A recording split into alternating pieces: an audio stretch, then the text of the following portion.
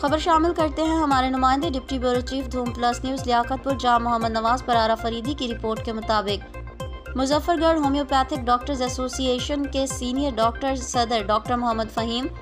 نائب صدر ڈاکٹر مجاہد حسین، finance secretary doctor محمد نواز نے بہاولپور، یزمان منڈی اور ہیڈراجکا کے موسٹ سینئر ڈاکٹر سے ملاقات کی اور ان کے کلینک کا وزٹ کیا۔ ان کے کلینک پر عملی نشست ہوئی اور مریضوں کا چیک اپ کیا گیا،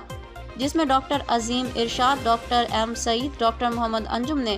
اپنے 35 سالہ تجربات اور علم شیئر کیا اور بانجھپن، بے اولادی، شوگر، بواسیر، جوڑوں کے درد، ہائی بلڈ پریشر،